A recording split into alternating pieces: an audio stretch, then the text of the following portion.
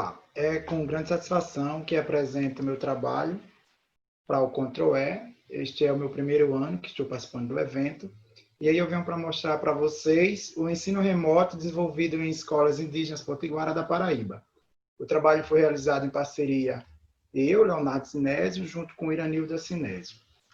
Realizado já agora esse ano, 2020, durante a pandemia, nos meses de abril e março. E aí a gente temos como introdução, como o trabalho vem falar de educação escolar indígena, a gente tem como introdução trazer um pouco o reflexo dos fatos históricos, de como se inicia a educação dentro das comunidades indígenas, né?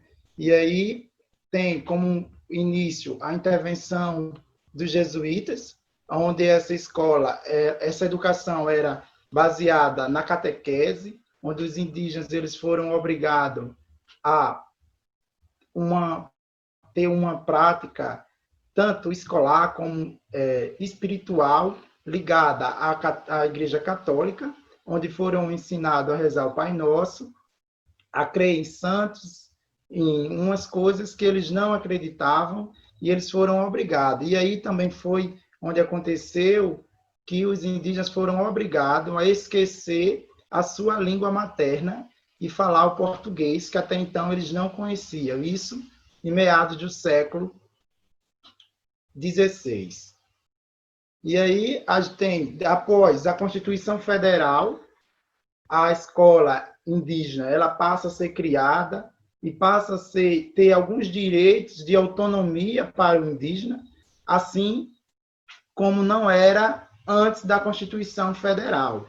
Depois de um tempo, com a criação da BNCC, a escola indígena ela tem mais uma autonomia e passa a ter direitos que a educação ela tem que ser em torno do cotidiano, das crenças e dos saberes daquele povo onde a escola está inserida.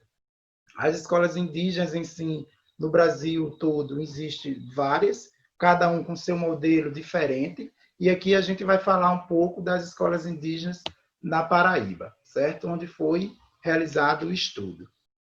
As escolas indígenas na Paraíba, eu costumo falar que são as escolas tidas como escolas estaduais, tendo que dentro das comunidades indígenas existem também escolas de níveis municipal, né? A questão da esfera municipal, ela não abrange tanto como estadual. Mesmo a escola estando dentro do território indígena, isso não quer dizer necessariamente que ela tem uma educação diferenciada. Isso porque muitas vezes as escolas elas estão dentro das aldeias, mas ela não leva em consideração os conhecimentos dos ancestrais, não leva em consideração as culturas desse povo, a crença desse povo. E as escolas estaduais indígenas da Paraíba, ela tem um leque abrangente que, além de ensinar ciência, tecnologia, como ensina em todas as escolas, além de ter todos os componentes curriculares, essas escolas também têm disciplinas voltadas para a cultura indígena. E aí, o nosso trabalho ele tem como objetivo socializar para a comunidade acadêmica a importância da educação diferenciada para os povos indígenas e os impactos sofridos nessa educação com o isolamento social causado pela pandemia decorrente do novo coronavírus, o Covid-19. E o estudo foi realizado aqui na Paraíba, né, na cidade de Marcação, localizada no estado da Paraíba, no litoral norte do estado. E aí a gente temos como escola indígena e tecnologia, de acordo com Melo e Gonçalves, 2009, a educação indígena se caracteriza pelos procedimentos tradicionais, é o que eu vinha falando recentemente, que não basta a escola estar localizada em uma aldeia, que ela é considerada como uma educação escolar indígena. Para essa escola ser indígena, né, ter o contexto escolar indígena, ela deve levar em consideração os saberes desse povo, os costumes e os ritos aonde ela está inserida. E aí, ainda para a gente aprofundar mais sobre esse assunto, como eu vinha falando, as escolas estaduais do Estado da Paraíba, além de todas as disciplinas obrigatórias nas escolas regulares. Elas dispõem da disciplina de língua tupi, arte e cultura e etnohistória. E etnohistória, algumas escolas, elas optam por legislação ou antropologia indígena. Nessas disciplinas, faz com que os alunos tenham direitos, saibam dos seus direitos e seus deveres, além da Constituição e todas as práticas culturais e rituais desse povo milenar, que é o povo indígena. O povo potiguara da Paraíba, segundo o Bacelo 2012, tem uma população de aproximadamente 20 mil indígenas, feito um levantamento último em 2012, que habitam em uma terra de aproximadamente 40 mil hectares, distribuídos no município de Baía da Traição, Marcação e Rio Tinto. Todos uns são vizinhos aos outros, estão localizados no litoral norte do estado da Paraíba. E aí a gente tem uma apresentação, foi realizada aqui na aldeia Brejinho, na escola onde a pesquisa foi realizada. E aí a gente podemos ver que são alunos do ensino fundamental, uma forma de manter as tradições, que é para conseguir a autonomia e o protagonismo desses estudantes. E aí a gente podemos ver ao lado algumas lideranças, e a comunidade também se faz presente nesses momentos. Aqui a gente consegue ver os alunos já do ensino médio, no terreiro sagrado, onde é um terreiro onde costuma fazer algumas atividades da escola. É nesse lugar também que a população, os indígenas, vão para se comunicar com seus ancestrais, ficando liberto de muitas coisas que acontecem no cotidiano. É uma forma de entrar com sua intimidade perante a natureza. Muitas das aldeias aqui da Paraíba, os indígenas têm esse terreiro sagrado. Esse terreiro sagrado também tem uma oca ao lado, é localizado na mata fechada. Temos apenas esse lugar aí que a gente está vendo na foto, aberto para a realização de alguns eventos. Aqui a gente consegue ver a foto da colação de grau de alguns alunos do ensino médio.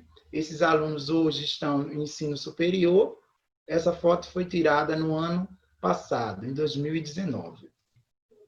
E aí, como metodologia, os autores optaram por uma pesquisa bibliográfica e estudo de caso, que teve como sujeito 8 professores, sendo alguns do ensino fundamental e outros do ensino médio, e a escola da Aldeia Brejinho. Esses professores todos lecionam na escola da Aldeia Brejinho.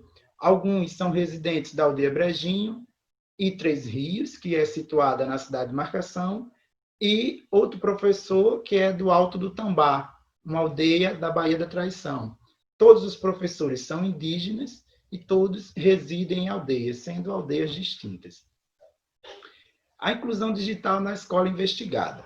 E aí, para a gente ver, mesmo antes da pandemia, a questão da inclusão digital na escola é um pouco precária, mediante alguns recursos tecnológicos. O laboratório de informática possui apenas 10 computadores, dos quais apenas 6 funcionam, um projetor de imagem e uma TV de 50 polegadas. E a internet tem um sinal péssimo. E aí a gente for levar em consideração, a escola tem uma média de 400 alunos. Desses 400 alunos, a escola só possui 10 computadores, sendo que 6 funcionam. Então, a gente percebe o quê? Que uma escola com 400 alunos, com turmas de uma média de 30 a 40 alunos, para 6 computadores funcionando. E temos um laboratório muito pequeno, que não comporta 30 pessoas ao mesmo tempo, mesmo sem ser usando os computadores. Então, fica complicado, é bem difícil a inserção da tecnologia em um ambiente como esse. Aqui nessa foto, é possível a gente ver alunos realizando atividade de matemática, era uma atividade do assunto de função, usando o GeoGebra, a gente pode perceber como o lugar é pequeno, esses computadores, essa turma, na verdade, para apresentar esse trabalho, o professor teve que dividir a turma, ou seja, uma parte estava aí e a outra parte estava em sala de aula com outro professor, só para que no outro dia, ou a outra turma que não entrou aí, era que ia revezar para realizar a atividade. E aí, a gente tem um ensino remoto em tempos de pandemia, os professores eles tiveram um curso à distância de gestão de atividade remota, no ensino especial, com carga horária de 20 horas. Essas 20 horas, os professores tiveram o primeiro contato com o Google Class, que é o Google Sala de Aula, que é uma plataforma que é disponibilizada para a realização de atividades com estudantes de todos os níveis de ensino estadual. E aí, para atingir o máximo possível de aluno, os professores e a escola decidiu usar várias ferramentas, como o YouTube, o e-mail, o WhatsApp, entre outras. Isso com os alunos do ensino médio, que são alunos que vêm de outras aldeias. E o material impresso para os alunos do ensino fundamental e do ensino infantil, que é para o PLD, os alunos que residem na aldeia Brejinho. Como análise dos dados, a gente temos professores formados, todos os professores são formados na área que atua, as experiências de sala de aula variam de 4 a 15 anos, e a idade média dos professores vem de 27 a 47.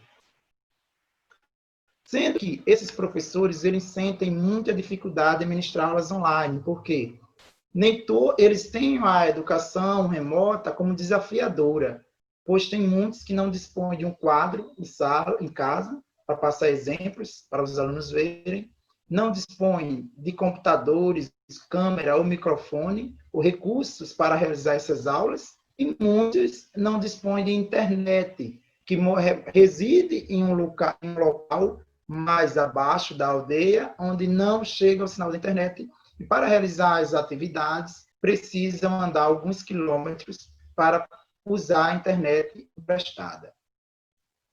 E aí, desses 400 alunos que têm regulamento matriculado na escola, apenas 10% dos alunos realizam as atividades. Isso para o ensino médio. Para o ensino fundamental,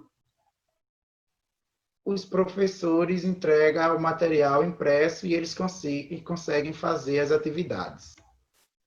Como consideração final, a gente temos que o ensino está sendo desafiador para os alunos, para os professores, pois muitos não tinham contato com o ensino à distância e devido à falta de internet para muitos alunos.